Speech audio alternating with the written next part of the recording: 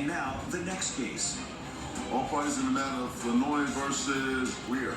Step forward. Joanne Flanoy is suing former friend, 23-year-old Precious Greer, for damaging her car when she jumped on the hood because she was scared of a dog.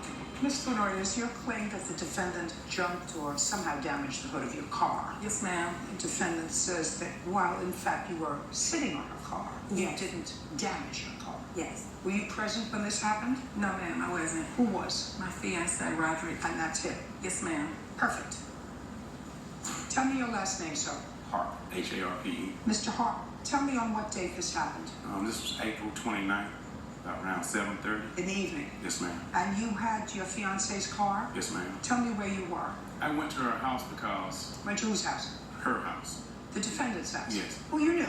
Yes, they're kin. My son is actually kin to her boyfriend over there. Okay. So he has a car and he was working on it, and he had a cousin that kin to him. And they wanted me to come over and look at the car and inspect it because they took the motor out. So we did that, and after 45 minutes, she came outside, and she was outside with about 6 or 7 guys.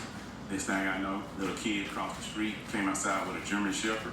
Next thing I know, the dog got off the leash. He ran across the street at another neighbor's house, and we all looking. Next thing, the dog turned and came where we was coming.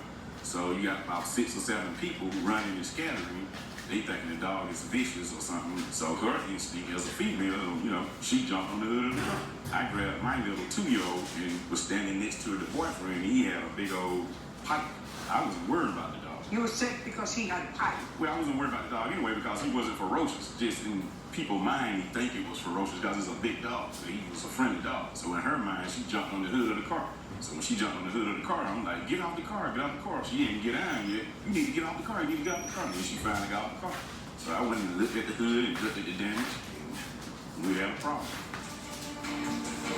Judge Judy continues in a moment. Let me have your version of what happened on that date. Okay. I did come outside. It was a group of guys. When I first seen the car, I was like, I thought he had a Lincoln. So I'm like, whose car is this? And he was like, it's his car. And I said, okay, well, can I have a seat on your car while I talk to my husband? Just a second, can you what? Can I have a seat on his car while That's the most ridiculous thing I ever heard. How old are you? I'm 23. 23-year-olds should know better than to say, can I sit on your car? I mean, if somebody went to sell my car, they would definitely have to ask me. Okay, but, well... Listen to me. Yes, ma'am. Sit on your stoop. Sit on your hands. Take out a chair. You don't sit on somebody else's car. We do. You don't? Now we do that. I'm telling you. I'm going to turn around and I'm going to say to all the people in our gallery, how many of you regularly sit on the hood of other people's cars? Raise your hand. Raise your hand. Turn around. Not one. Do you know, listen to me, do you know why you don't do that?